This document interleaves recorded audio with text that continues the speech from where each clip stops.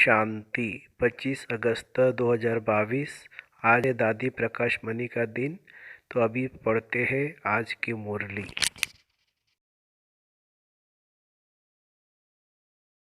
मीठे बच्चे, तुम संगम युगी ब्राह्मणों का धर्म और कर्म है ज्ञान अमृत पीना और पिलाना। तुम नरकवासी को स्वर्गवासी बनाने की सेवा करते हो। प्रश्न, तुम ब्राह्मणों को कर्मों की किस गुह्य गति का ज्ञान मिला है? उत्तर, अगर बाप का बनने के बाद कभी भी अपने कर्मेंद्र से कोई पाप कर्म किया तो एक पाप का 100 गुना दंड पड़ जाएगा। यह ज्ञान तुम ब्राह्मणों को है, इसलिए तुम कोई भी पाप कर्म नहीं कर सकते हो। अभी तुम ब्राह्मणों का लक्ष्य है सर्वगुण संपन्न बनना, इसलिए तुम अपने अवगुणों को निकालने का ही पुरुषार्थ करो।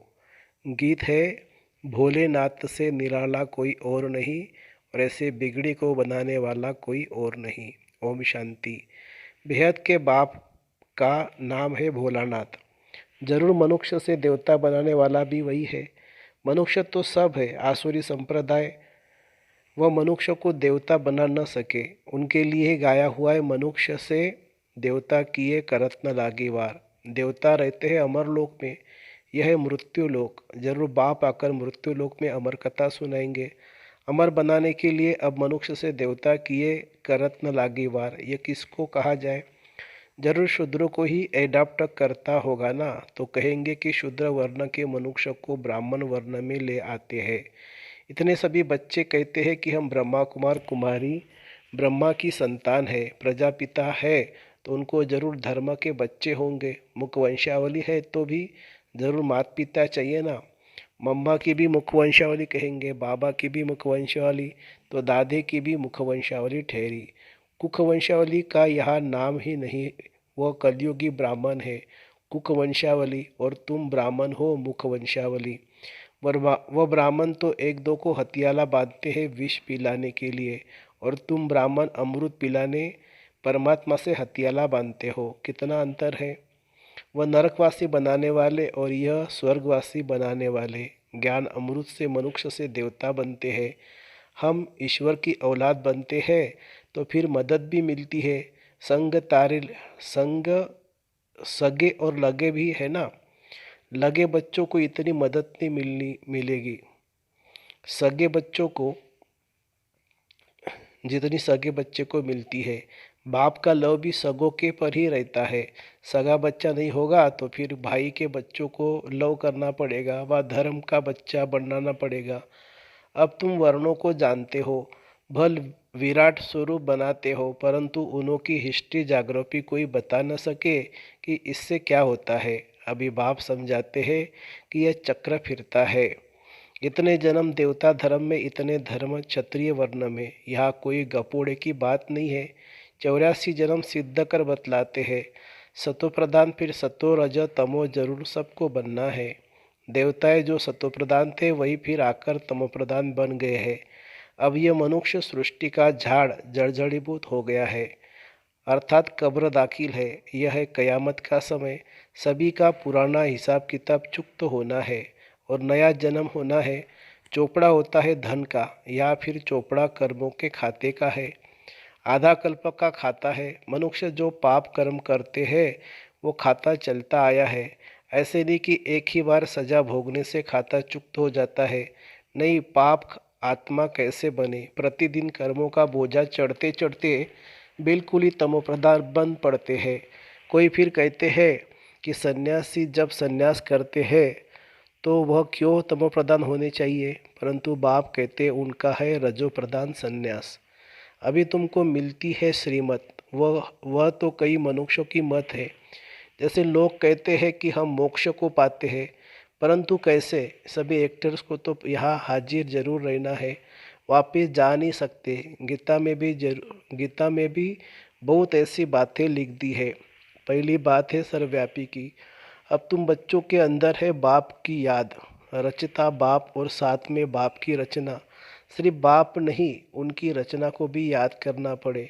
अपना धंधा धोरी भी करते हो और साथ साथ मूल वतन सूक्ष्म वतन शिव बाबा की बायोग्राफी ब्रह्मा विष्णु शंकर को भी जानते हो। फिर संगम युग के जगदम्बा जगत पिता को भी जान लिया है। जगदम्बा सरस्वती गाई जाती है, उनके चित्र अनेक है, वास्तव में मुख्य एक है, जगदम्बा सरस्वती। यह ब्रह्मा व्यक्त है जो अव्यक्त बनता है। अव्यक्त के बाद वह ब्रह्मा फिर साकार महाराजा श्री नारायण बनते हैं। फिर 84 जन्म शुरू होते हैं। अब तुम धंधा धोरी भी करते रहते हो तो कर्मेंद्रों से ऐसा कोई पाप कर्म नहीं करना है जो विकर्म बन जाए, नहीं तो सर्वगुण संपन्न नहीं बन सकेंगे। गाते हैं ना कि मुझ निर्गुण हारे में कोई गुण नहीं है। इस समय है ही झूठ खंड, सच खंड स्थापन करने वाला एक बाप है। इस समय सभी मनुष्य मात्र निधन के बन पड़े हैं। अभी तुम बच्चों में कोई भी अवगुण नहीं होना चाहिए। सबसे पहला अवगुण है देहाभिमान का। देही अभिमानी बनने में बहुत मेहनत है। देही अभिमानी देहाभिमान के कारण ही और सब विकार आते हैं। अहंकार है पहला नंबर शत्रु। बाप डायरेक्ट कहते हैं कि लाडले बच्चे देह का अहंकार छोड़ो, मुझे तो देह है नहीं, मैं इन ऑर्गन्स द्वारा आकर बतलाता हूँ, तुम इन ऑर्गन से सुनते हो और समझते हो। अब बेहद का बाप मत देते हैं कि मुझे याद करो तो तुम्हारे विकर्म विनाश हो जाएंगे। कोई भी ऐसा पाप कर्म नहीं करो जो बदनामी हो और पद भ्रष्ट हो जाए। बाप कहते हैं, बच्चे तुम्हें कोई भी राजयोग सिखलाए स्वर्ग का मालिक बना नहीं सकते। अब बाप तुमको सच समझाते हैं। तुम सत्य के संग में बैठे हो।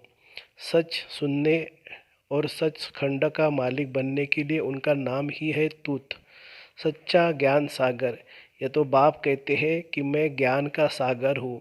ज्ञान सागर से तुम ज्ञान नदियाँ निकलती हो। वह नदियाँ तो पानी के सागर से निकलती है।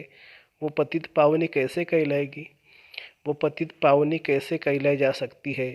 पतित पावनी तो परमात्मा होगा ना, जो ज्ञान का सागर है। वह गंगा सारी दुनिया में थोड़ी जाएगी। यह तो बेहद के बाप का ही काम है। तो तुम शूद्र से ब्राह्मण बनते हो, ब्राह्मण से चोटी। परंतु अब सतोप्रधान नहीं कहेंगे क्योंकि अभी सब पुरुषार्थी है, सेवा कर रहे हैं। ईश्वरीय संतान इसलिए ब्राह्मणों का बहुत मान है क्योंकि भारत को स्वर्ग तुम बनाते हो। ऐसे नहीं कि लक्ष्मी नारायण भारत को स्वर्ग बनाते हैं। यह तो बाप बताते हैं ब्राह्मणों को द्वारा, न कि देवताओं द्वारा। पुरानी दुनिया में पुरानी दुनिया में आकर बाप को नई दुनिया सृष्टि रचनी है। बेहद के बाप ने नया मकान स्वर्ग बनाया। नई चीज़ को पुराना तो होना ही है। लौकिक बाप भी नया मकान बनाते हैं तो ज़रूर पुराना होगा। ऐसे नहीं कि बाप ने पुराना किया। सतोप्रधान से तमोप्रधान हर चीज़ जरूर बनेगी। वैसे ही सारी सृष्टि भी नई से पुरानी होगी जरूर। अब देह के सब धर्म आदि छोड़ो, अपने को आत्मा समझो। बाप सभी बच्चों के लिए कहते हैं कि अब खेल पूरा होता है, अब घर चलना है। भूल तो नहीं गए हो? मैं तुमको सहज राजयोग सिखलाने आया हूँ। हम 5000 वर्ष पहले भी मिले थे। मैंने तुमको राजयोग सिखलाया था, याद है ना? भूल तो नहीं गए हो?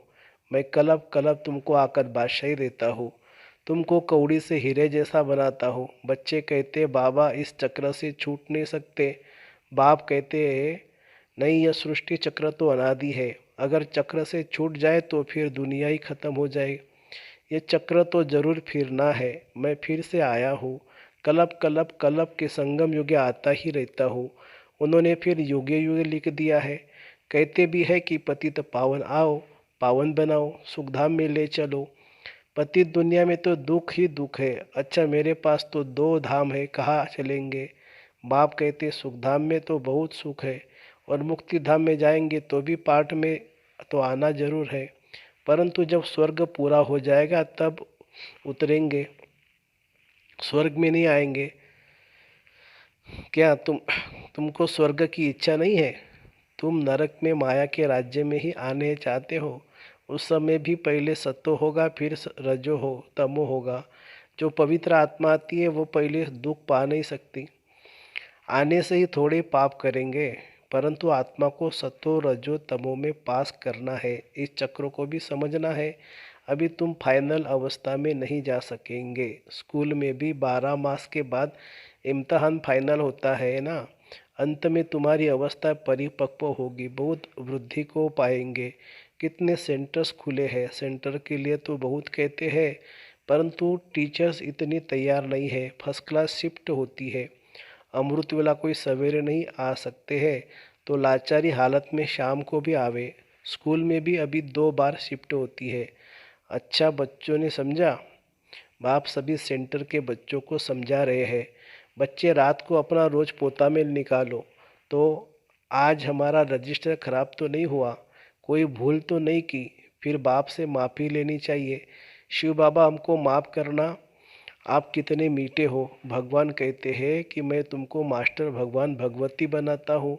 स्वर्ग का तो मेरी आज्ञा मानो ना। नंबर 1 फरमान है कि देही अभिमानी बनो, विकार में मत जाना। ये महा दुश्मन है, इन पर जीत न पाई तो पद भ्रष्ट हो जाए, कुल कलंकित बन जाएंगे। माया बड़ी प्रबल है।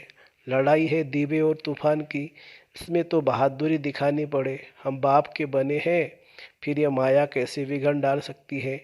हाँ, तूफान तो मचाएगी, परंतु कर्मेंद्रों से कभी कोई विकर्म नहीं करना है।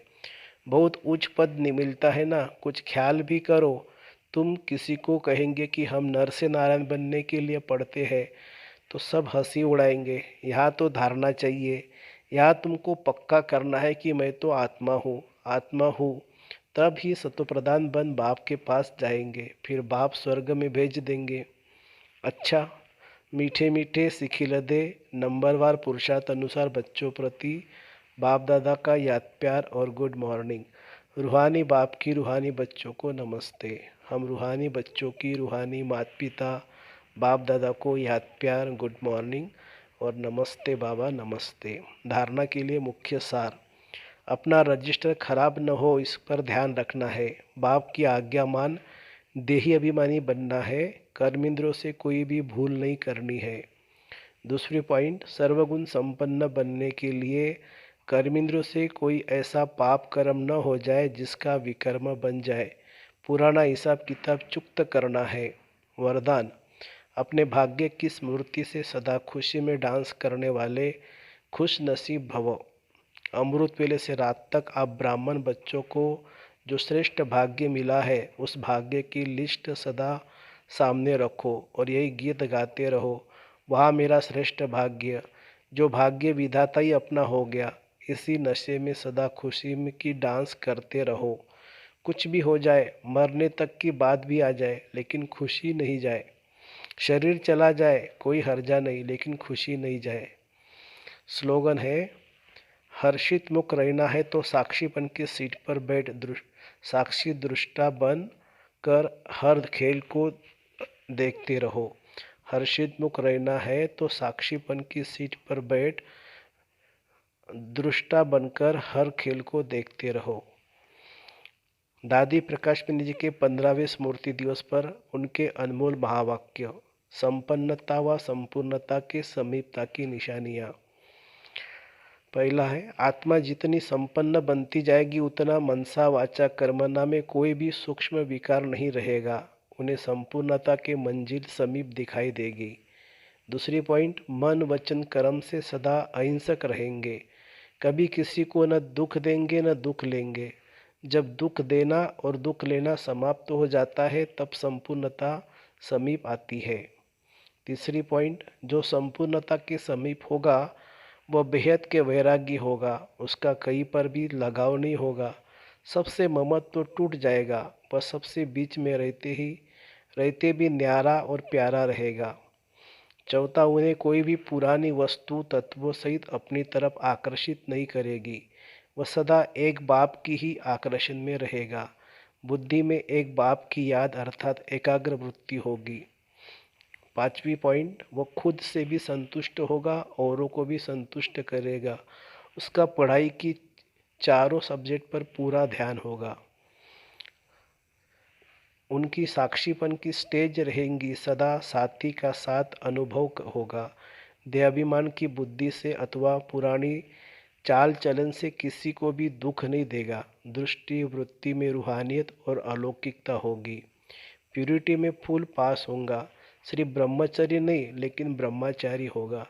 किसी में भी उसकी आँख नहीं डूबेगी, क्योंकि उसे नशा रहता है हम किसकी संतान है। वह किसी का भी अवगुण चित्त पर नहीं रखेगा। वह किसी के अवगुण नोट नहीं करेगा। पुरानी चाल, पुराने संस्कार की तरफ बुद्धि नहीं जाएगी। वह सदैव स्वचिंतन में रहेगा। जैसे साकार बाबा ने सदैव अपने को वर्ल्ड सर्वेंट कहा, जितना महान उतना निर्माण होकर रहा, निराकार निरंकारी, वैसे सदैव अपने को सेवाधारी समझना, यह भी संपूर्णता की निशानी है।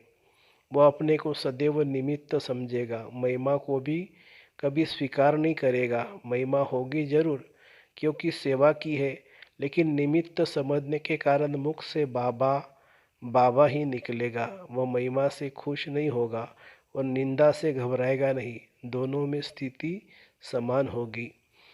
वह सबका संबंध एक बाबा से ही जुड़ाएगा। उनके मुख से बाबा के प्रति स्नेह के बोल निकलेंगे।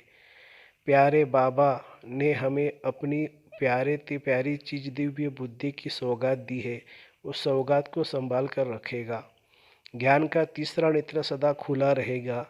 ज्ञान नेत्र खुला होने के कारण सदैव समर्थ संकल्प चलेंगे। यह भी संपूर्णता की निशानी है। उसका हर कर्म श्रीमत प्रमाण होगा। श्रीमत में कभी मनमत मिक्स नहीं करेगा। दिव्य बुद्धि के आधार पर हर कर्म होता रहे, यह भी संपूर्णता की निशानी है। वह आज्ञाकारी वफादार होगा। एक बल, एक भरोसा, सर्व संबंध एक से किसी तरफ भी झुकाव नहीं होगा। ऐसा लगाव झुकाव से मुक्त होगा। उन्हें कोई भी परिस्थिति नथिंग न्यू लगेगी। 5000 वर्ष की बात ऐसे अनुभव होंगी जैसे यह तो कल की बात है। अच्छा, ओम शांति शांति शांति। शुक्रिया बाबा, शुक्रिया। Thank you Baba, thank you.